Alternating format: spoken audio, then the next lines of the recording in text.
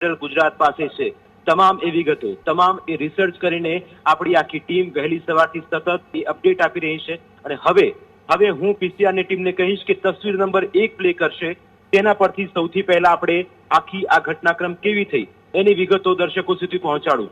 આ તસવીર નંબર 1 છે। તસવીર નંબર 1 માં સૌથી પહેલા આપણી પાસે સમાચાર આવ્યા કે યુનિવર્સિટી કેમ્પસના બ્લોક નંબર A માં આ પ્રકારની ઘટના થઈ છે। તેમાં કેટલાક વિદ્યાર્થી આમને સામને આવ્યા, પથ્થરમારો થયો અને ભારે તોડફોડના સમાચાર રાતની ઘટના થઈ હતી। 1 વાગે જેવી તસવીરો આવી કે તુરંત આપણી ન્યૂઝ કેપિટલની ટીમે એ જોયું, તપાસ કરી કે આખરે આ ઘટના કેવી રીતે બની, તેના મૂળ સુધી પહોંચવું એ આપણો ઉદ્દેશ હતો। આખી આ ક્રોનોલોજી, આખું આ ઘટનાક્રમ, આખી આ સ્થિતિ કેવી રીતે ઊભી થઈ તેને તસવીર નંબર 1 થી પહેલા આપ સમજશો તો આપને ખ્યાલ આવશે કે કેવી રીતે આખી સ્થિતિ ઊભી થઈ। સૌથી પહેલા પથ્થરમારો થાય છે।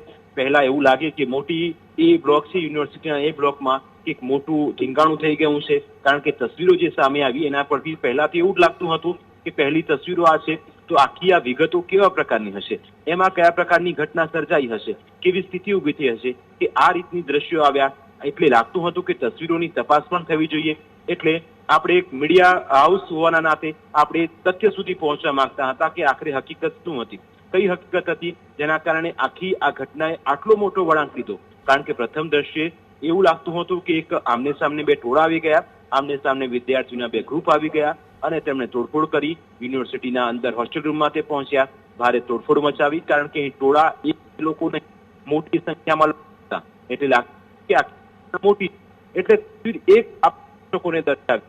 હવે હું આ ક્રોનોલોજી તમને સમજાવવાનો એટલા માટે પ્રયત્ન કરી રહ્યો છે કે આ મોડી રાત બબાલ હતી, ધીંગાણું થઈ કેમ્પસમાં ઉભા સત્તાધીશને ખ્યાલ નહોતો કે તેમના કેમ્પસમાં શું થઈ રહ્યું છે। અને આ સમગ્ર ઘટના પછી જેમ તસવીરો આવી એ આપણી પાસે આવી અને સૌથી પહેલા આ ટીવી સ્ક્રીન પર દર્શાવી। એટલે આપણી ફરજ એ કે આખા આ ઘટનામાં શું થયું તેની વિગતો પણ મેળવી।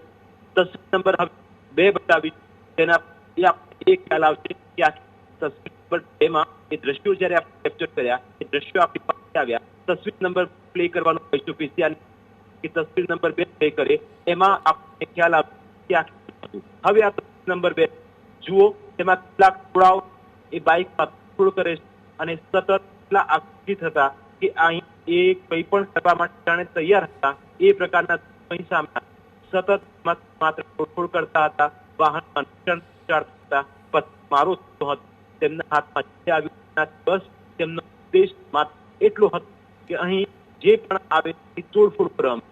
એટલે કે આ રાતના દ્રશ્યો છે જે સૌથી પહેલા પાસે આવ્યા, તેમની પાસે દ્રશ્યો આવ્યા કે તુરંત જ પોલીસ અહીં ઘટના સ્થળે પહોંચ્યો, કારણ કે ઘટના મોટી હતી અને આ ઘટના જ્યારે મોટી હોય ત્યારે તપાસ પણ થવી જોઈએ। એટલે આખી રાતનો આ ઘટનાક્રમ ચાલ્યો, મોડી રાત સુધી તપાસ, પોલીસની ટીમ, પોલીસનો કાફલો અહીં સતત પહોંચતો હતો। જેમ આ વિગતો આગળ વધી તેમ એમાં અપડેટ્સ આવતા રહ્યા અને રાત્રે આપણા સંવાદદાતા વહેલી સવાર ત્યાં પહોંચ્યા અને હકીકત જાણવાનો પ્રયત્ન કર્યો। એટલે તસવીર નંબર 2 એ દર્શકોને સમજાવીએ કે આખી આ ક્રોનોલોજી કેવી રીતે આખો ઘટનાક્રમ સર્જાયો, કારણ કે આખો આ ઘટનાક્રમ છે અને આ વિગત જેવી સામે આવી તેના પરથી તપાસ કરવાનો આપણે હવે એ ટીમે નક્કી કર્યું કે વહેલી સવારે હોસ્ટેલમાં સૌથી પહેલા પહોંચે। એટલે પીસીઆરની ટીમને ફરી એકવાર કહીશ કે તસવીર નંબર 3 અહીં પ્લે કરશે, તેના પરથી આપણને એક ખ્યાલ આવે કે આખરે વહેલી સવારે જ્યારે આશુતોષ આપણા સંવાદદાતા વહેલી સવારે જ્યારે કોઈ પહોંચી ન હતો ત્યારે સૌથી પહેલા ન્યૂઝ કેપિટલની ટીમ પહોંચી, આશુતોષ અહીં પહોંચ્યા અને એ જાણવાનો પ્રયત્ન કર્યો કે રાત્રે આખરે શું થયું હતું, રાત્રે અહીં કેવા પ્રકારની સ્થિતિ હતી। તેમણે સૌથી પહેલા પહોંચીને એ હોસ્ટેલની રૂમના દ્રશ્યો બતાવ્યા અને તેમાં તોડફોડ થયેલા દ્રશ્યો કેમેરામાં કેપ્ચર થયા।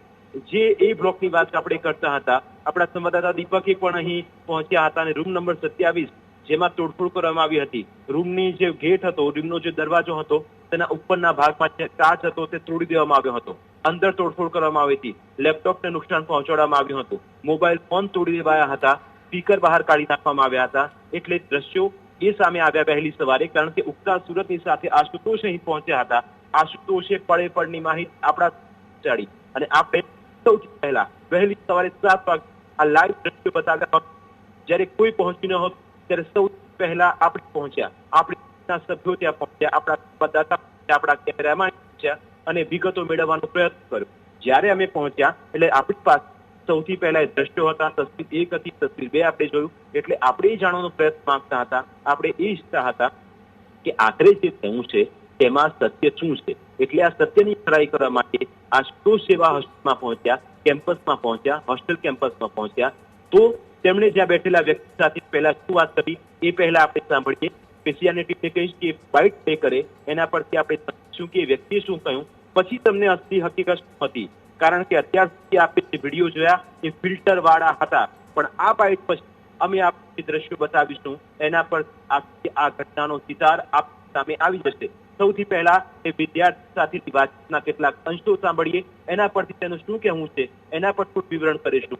ત્યારબાદ આપણે હકીકતની જાણ કરીશું. પીસીઆરની ટીમને કહીશું કે બાઇટ પ્લે કરે. Most of the students are injured, but 5 students are injured very much, and they are now admitted in hospital. 2 is from Africa, 1 is from Bangladesh, 1 is from Uzbekistan, 1 is from Sri Lanka, and 1 is from Afghanistan. We want from Gujarat University that they transform us in a safe place, because we are not saving in this place, and this is our wish, wants from Gujarat University. It's already allowed them to go and leave the hostel. That the person that are attack on us, police are left allow us to leave the hostel. This is then who will know about the problem?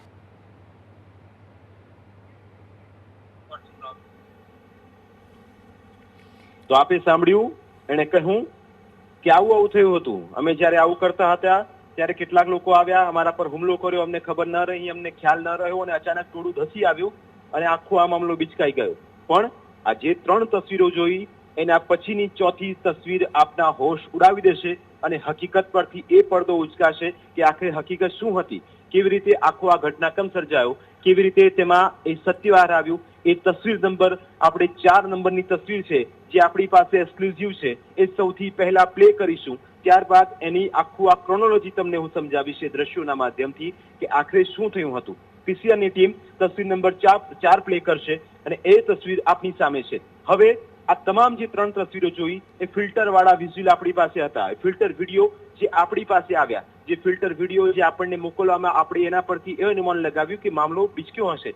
પણ 4થા નંબરની તસવીર જ્યારે સામે આવી વહેલી સવારે, જ્યારે news કેપિટલે સૌથી પહેલા બતાવી, તો તથ્ય અને સત્યનો ખુલાસો એ થયો કે સૌથી પહેલા આ દ્રશ્યો સામે આવ્યા. આ દ્રશ્યોમાં જ્યારે કેટલાક લોકો જાય છે, જેમાં એ લોકો સમજાવવાનો પ્રયત્ન કરે છે, નાની અમથી ટકોર કરે છે કે હોસ્ટેલનું કેમ્પસ છે તો આ પ્રકારની નમાઝ જાહેરમાં તમે શા માટે કરો છો. એમણે ફક્ત સમજાવવાનો પ્રયત્ન કર્યો હતો, પણ સામેથી હારૂન નામનો એક શખ્સ એ ઉભો થાય છે, અને તેના માથે એટલો ગુસ્સો સવાર હોય છે કે તે તુરંત જ તેનું રિએક્શન આપે છે. અને જેવું રિએક્શન આપે છે એ રિએક્શન બહુ ગંદુ હતું, અને તસવીરોમાં એ કેદ થયું.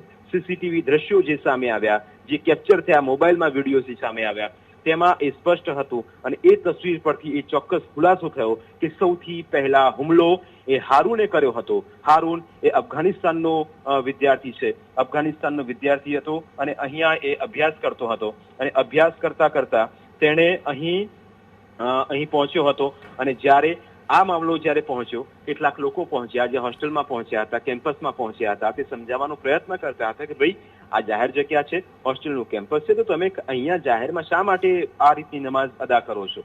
એટલે હોતું કંઈ ખરાબ ન હતું, પણ રિએક્શન સૌથી પહેલા હારૂનનું આવ્યું, અને હારૂને જે કહ્યું એ કેમેરામાં કેપ્ચર થયું. અને ત્યારબાદ જે મામલો ઘટનાક્રમ આખો સર્જાયો, તેની 3 તસવીરો આપણે જોયું, એના મૂળ પાછળ આ સૌથી મોટી હકીકત હતી. અને હારૂન એ સૌથી મોટો, સૌથી પહેલા એણે એટેક કર્યો, એણે હુમલો કર્યો, અને હુમલો જેવો થયો કે તુરંત જ આખો આ મામલો બિચકી ગયો. કારણ કે સૌથી પહેલા પ્રયત્ન તો એ સમજાવવાનો હતો કે આખરે આવું થયું છે તો તમે શા માટે જાહેરમાં આ રીતની હોસ્ટેલ કેમ્પસમાં આ રીતની એક નવી પેટર્ન ઊભી કરવા જઈ રહ્યા છો, શા માટે શાંતિને દોડવાનો પ્રયત્ન કરી રહ્યા છો.